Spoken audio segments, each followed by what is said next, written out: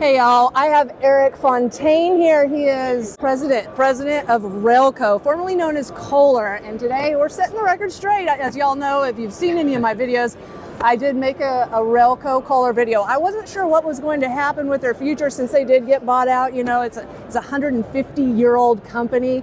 Everybody has either had a Kohler or knows the name brand. So today I'm meeting here with Eric. We're going to go over it and see what's going on. Well, Eric. Yeah, thanks, Brianna. So Eric Fontaine, I've been with now president of Rehlko Engines for almost 8 or 9 months now. Been a very, very exciting time. Really excited to be here at Equip Expo. There's a lot to talk about. I think one is, we've got a couple engines that are coming out. Maybe we can talk about that a little bit later. But then certainly also the new brand, right, with Rehlko, and what does that mean, and what does that mean for how like you said, that linkage to Kohler. And I think just to maybe jump into that right away is that, Rehlko is, and as you mentioned in your previous podcast, it is an anagram. It's a rearranging of the Kohler letters. Under Kohler, we were Kohler Energy Group. And that's the generators, the engines, about 6 individual companies that we had that were part of that.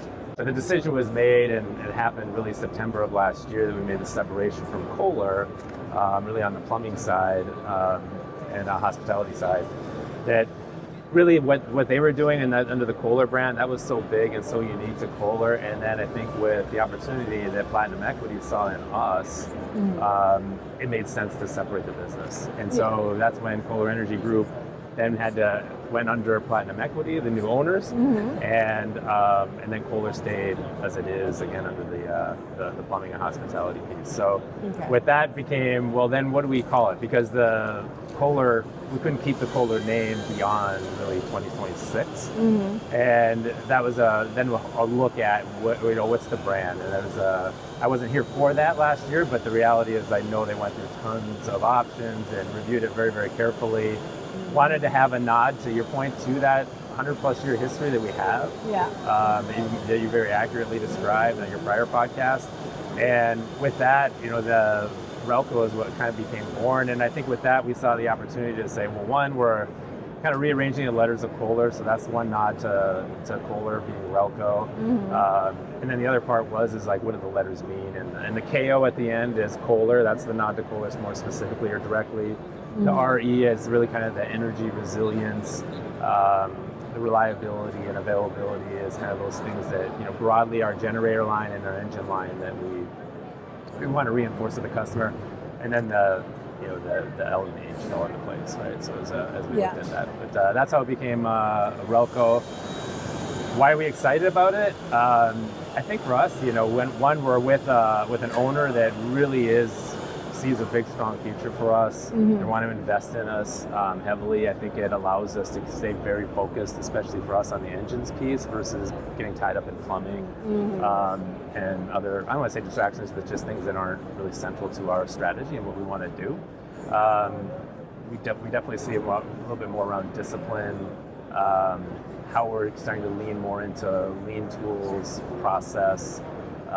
We have something called policy deployment, how we kind of align our associates to our strategy. So, and then for sure the commitment to innovation. I mean, I think with Platinum Equity as our owners, that focus is there. And so, we're really excited to kind of, build on an amazing history, as you mentioned, with Kohler, but then also be able to define even further what Rehlko means for us going forward, which I think will take on and go beyond just the engineering and the great engines we've made, but we'll start to have more around operational excellence and customer excellence.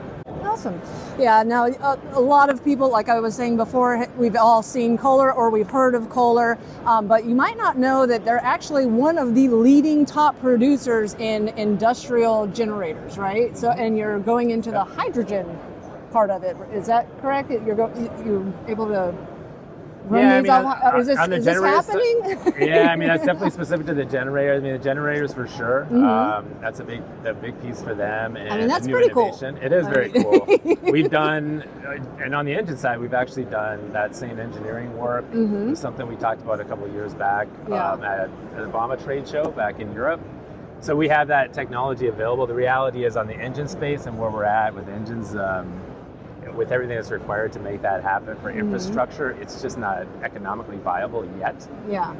But what I'm really proud of is that we actually done engineering work to know that we can do it, and it could be available when some of those infrastructure charges maybe come down. That is crazy. So you see way down in the future that this is happening. Wow. Absolutely. That's something else I'm going to have to learn to work on. So, yes, but that's awesome.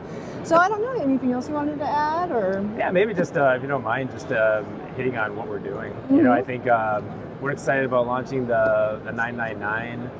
It's a kind of a relaunching, as I was talking about a little bit earlier. So this is really the most powerful engine that we've ever produced. It's 38 to 41 horsepower, actually 36 to 41 horsepower. So that's really exciting. I mean, it's a little bit of a redesign of the engine. We redesigned the crankcase and the cylinder heads to get lower cooling or better cooling to it.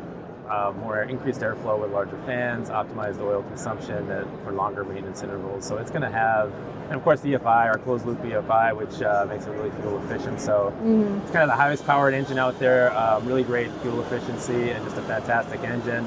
The other one we're really proud of is the 888, the Command Pro 888 that we're also launching. Launched officially last year, but just a tremendous engine that is, it's really a compact engine with and really efficient at what it does, and also a tremendous amount of benefits that we're bringing to the market with that product. You know, it's also very quiet, which I wanted to mention. I think what we like about it is that it's in such a nice compact box. It has our engine that it's up to 34 horsepower, 51 foot-pounds of torque.